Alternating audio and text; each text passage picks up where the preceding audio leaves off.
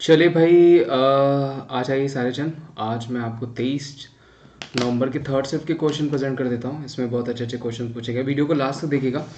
मैंने आपको बताया था कि देखिए सारे ही क्वेश्चन मैं लास्ट तक प्रेजेंट करूंगा। इसमें फर्स्ट शिफ्ट के भी जो क्वेश्चन रह गए वो भी मैंने ऐड कर दिया हुआ है, और सेकंड शिफ्ट के भी क्वेश्चन ऐड कर दिए, प्लस थर्ड शिफ्ट के जो क्वेश्चन पूछेंगे वो तो ऐड ही कर दिया। बहुत ध्यान से देखिएगा, क्वेश्चन बहुत अच्छे होने वाले हैं। कल अगर आपके पेपर है, क्या 25 तक तो पेपर होंगे ही, तो आपके लिए बहुत ज़्यादा इंपॉर्टेंट है। तो रिव्यू देख करके इसका फायदा हो रहा है, क्योंकि यहाँ से बताए गए क्वेश्चन ही आप देखेंगे तो आगे पूछे जा रहे हैं, जो कि मैं आपको रजिस्टर्ड टेस्ट में बता रहा हूँ। ठीक है, चलिए स्टार्ट करते हैं। स्टार्ट करने से पहले दोस्तों मैं यही कहूँगा, वीडियो अगर आपको अच्छी लग रही है तो इसे ज़्यादा से ज़्यादा लाइक करिएगा, ताकि ज़्यादा से ज़्यादा लोग तक ये वीडियो पहुँचे, और भी सारे एग्जाम्स को ध्यान में रख करके ताकि इसको आगे बढ़ाया जा सके। ठीक है, दांत किसके कारण होता है तो आपको पता है, फंगस के कारण होता है।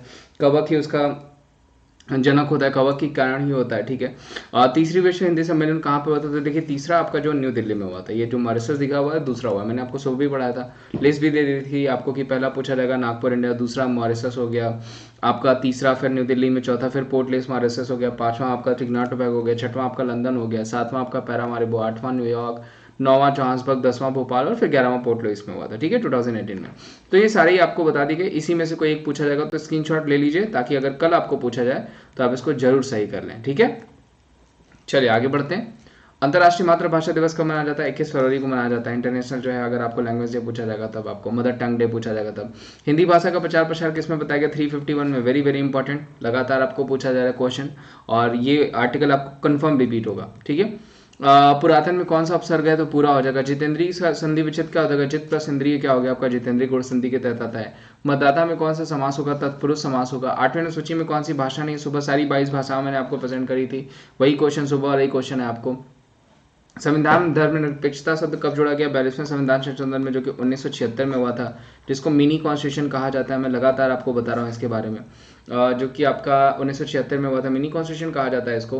प्लस आपका इसमें धर्मनिरपेक्षता के अलावा सोशलिस्ट जोड़ा गया, जिसको आप हिंदी में बात करें तो समाजवाद कहेंगे। ठीक है, और एक आपको जोड़ा गया आपका शब्द हो गया वो इंटीग्रिटी, जिसको हिंदी में बात हम करें तो उसको हम कहेंगे अखंडता। ये शब्द भी जोड़ा गया था। 2011 की सेंसस के अनुसार भारत की साक्षरता दर कितनी? 74% हो जाएगी। वेरी वेरी इंपॉर्टेंट, ध्यान रखिएगा। 2011 में जब जनगणना की गई हमारी, तो उस समय सी राजमौली हमारे सेंसस कमिश्नर थे। हो सकता है मे भी आपको पूछा जाए, और अभी पूछा जाएगा तो विवेक जोशी हमारे जो है वो सेंसस कमिश्नर, यानी जो है आपकी जनगणना आयुक्त हैं।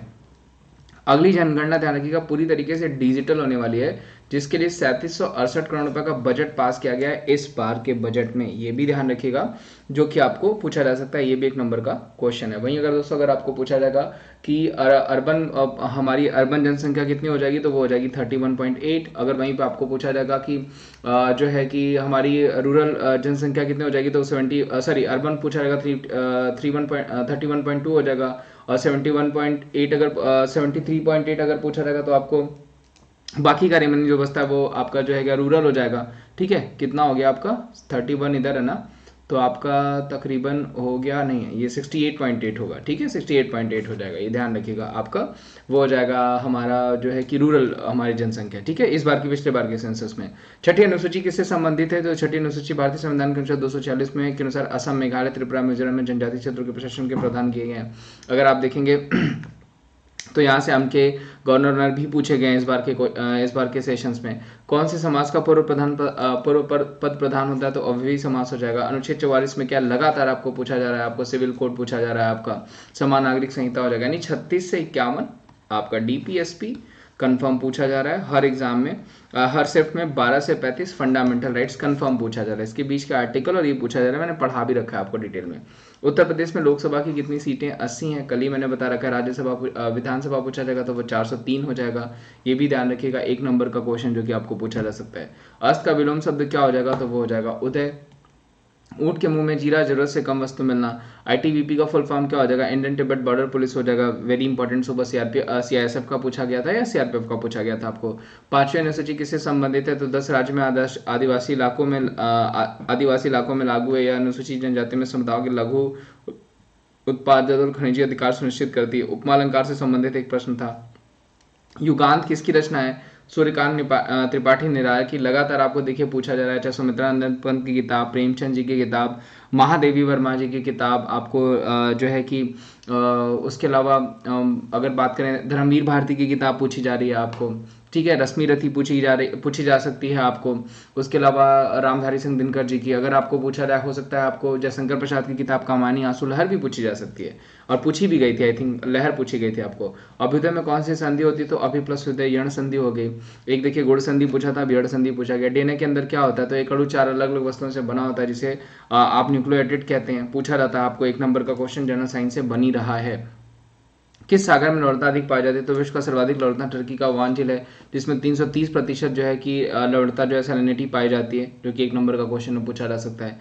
आईपीसी 76 धारा में क्या वर्णित है, तो 76 के अंतर्गत एक व्यक्ति आपराधिक दायित्व से उस परिस्थिति में मुक्ति मिलती है जब वह विधि द्वारा यानी कानून द्वारा जब है, फिर वो व्यक्ति जो है सद्भावपूर्ण गुड फेथ और मिस्टेक ऑफ फैक्ट के चलते स्वयं को विधि द्वारा आबद्ध समझता है और वह कोई कार्य करे और वही कार्य करता है। इसी को बताया गया है आपका आईपीसी 76 में। 1857 के विद्रोह के समय भारत का गवर्नर जनरल कौन था, सुबह भी मैंने बताया था आपको कि कैनिंग थे। उसके बाद वायसराय की पोस्ट कर दी गई, तब भी पहला वायसराय भी कैनिंग हुआ। ठीक है, ये ध्यान रखिएगा। 1857 के विद्रोह से ही संबंधित है मंगल पांडे, जो कि बैरकपुर छावनी से संबंधित थे, वो भी ध्यान रखिएगा। लीलाधर झगड़ी को किस रचना के लिए ज्ञानपीठ पुरस्कार मिला, देखिए लीलाधर झगड़ी को व्यास सम्मान मिला था, ये ध्यान रखिएगा। ये उल्टा दे दिया गया क्वेश्चन, जितने लोग उतने प्रेम के लिए इनको व्यास सम्मान दिया गया था, वेरी वेरी इंपॉर्टेंट। जबकि अमिताभ घोष को ज्ञानपीठ पुरस्कार मिला था सर्किल ऑफ रीजन के लिए। और 55वां भी जो ज्ञानपीठ पुरस्कार मिला है वो मिला है क्या कहते हैं मलयालम पोइट्रीज के लिए अकितम उच्चतम गुदरी को। उसके पहले 53वां पूछा जाएगा तो कृष्णा सोबती को मिला था जिंदगी नामा के लिए। ये सब मैंने बता रखे हैं, ठीक है। और जो है कि जितने लोग उतने प्रेम के लिए अगर पूछा जाएगा तो व्यास सम्मान दिया गया किसको, लीलाधर झगड़ी को, जो कि पूछा जा सकता है। मुख्य चुनाव आयुक्त की नियुक्ति कौन करता है, राष्ट्रपति करते हैं। 324 में बताया था आपको, 6 वर्ष का होता है आपका कार्यकाल और 65 साल से पहले का हो। जबकि चुनाव आयुक्त से पूछा जाएगा तो कार्यकाल 6 वर्ष का, लेकिन जो एज होनी चाहिए वो 62 ईयर्स के पहले का रिटायरमेंट है। असम में कौन सी भाषा बोली जाती है, तो असमिया लैंग्वेज, ये भी ध्यान रखिएगा। बांके बिहारी मंदिर कहाँ पे, वृंदावन मथुरा में, वेरी वेरी इंपॉर्टेंट। ठीक है, आपको अगर पूछा जाएगा प्रेम मंदिर भी पूछा जाएगा, वो भी मथुरा में हो जाएगा। किस ग्रह को लाल ग्रह कहा जाता है, देखिए ये गलत है।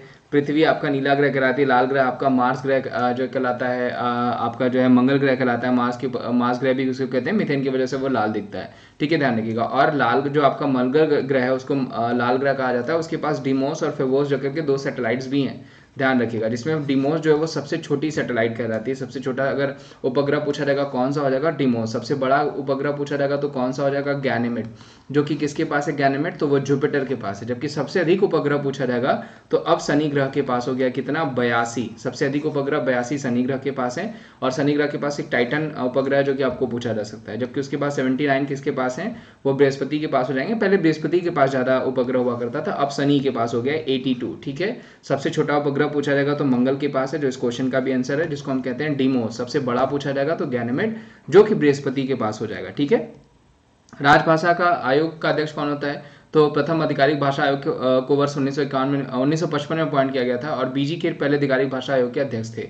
तो आगे आपको पूछा जा सकता है, मे बी, ठीक है। आईपीसी धारा 377 किससे संबंधित है, तो देखिए आपको 377 आपको बताया भी गया था कि आपका जो है कि सेम सेक्सुअलिटी के लिए आईपीसी जो 377 को लॉन्च किया गया था, जो कि उसको अप्रूव भी कर दिया गया। तो ये आपको पूछा जा सकता है। आपको अमृत और विष किसकी रचना है, अमृतलाल सागर की रचना हो जाएगी। राज्य के सामाजिक और शैक्षणिक रूप से पिछड़े SC ST OBC के लिए विशेष उपबंधन बनाने की छूट किस अनुच्छेद में दी गई, तो वो अनुच्छेद 15D में दिया गया। अनुच्छेद 15 के तहत किसी भी राज्य के नागरिक के साथ जाति धर्म लिंग, बेसिकली आपका आर्टिकल 15 जो है ना वो कास्ट क्रीड के बीच भेदभाव ना हो उसका एबॉलिशन करता है। ये आर्टिकल 15 बताया गया आपको। कबीरदास जी की भाषा क्या थी, तो कबीरदास की भाषा बेसिकली सदुकड़ी पंचमेल और हिंदी भी मेंशन किया जाता है, तो सदुकड़ी पंचमेल ही ध्यान रखिएगा। साकी सभद्रमैनी आपको पूछा जा सकता है। लॉकजा किस रोग से संबंधित है, टेटनस से संबंधित है। विधि के प्राधिकार के बिना करों का आरोपण किया जाने वाला किस अनुच्छेद में वर्णित है, तो वो हो जाएगा 265 में। सीमा शुल्क किस तरीके का कर है, तो एक आपका इनडायरेक्ट टैक्स हो जाएगा, ध्यान रखिएगा। अप्रत्यक्ष कर हो जाएगा, GST भी आपका एक इनडायरेक्ट टैक्स है। किसी भी राज्य की विधानसभा में अधिकतम कितने सदस्य हो सकते हैं, देखिए अगर पूछा जाएगा अधिकतम सदस्य कितने हो सकते हैं तो वो 500, मिनिमम पूछा जाएगा तो वो 60। जबकि सिक्किम में ध्यान रखिएगा 32 सीटें ही हैं, और ये भी आपका जो है एक्सेप्शन है, पूछा जाता है। अगर पूछा जाएगा विधानसभा सीट सिक्किम में कितनी, तो वो 32 हो जाएंगी। जबकि गोवा में कितने हो जाएंगी, 40 हो जाएंगे। मिजोरम में कितने हो जाएंगे, तो ये पूछा जाता है क्वेश्चन। सबसे कम कहाँ पे है, सिक्किम में 32। सबसे अधिक कहाँ पे, यूपी में 403। मैक्सिमम 500 हो सकते हैं और मिनिमम कितनी हो जाएगी, 60 हो जाएगी।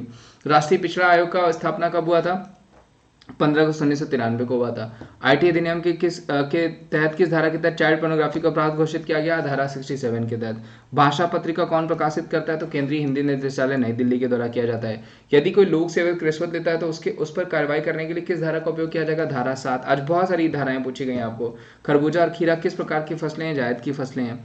यदि कोई लोक सेवक, सेम क्वेश्चन है, धारा 7। अस्पृश्यता अधिनियम 1955 को संशोधित करने के लिए क्या नाम रखा गया? तो इसका नाम सिविल अधिकार संरक्षण रखा गया, जिसको आर्टिकल 17 में मेंशन किया गया है। त्रिभुवन में कौन सा समास है? द्विभुज समास है। शुद्ध वर्तनी क्या है? कार्यालय। ये सब क्वेश्चंस आपको पूछे ही जा रहे हैं। निम्नलिखित में से कौन सा एक अपराध है जो 4 चरणों में दंडनीय होता है? वो हो जाएगा डकैती।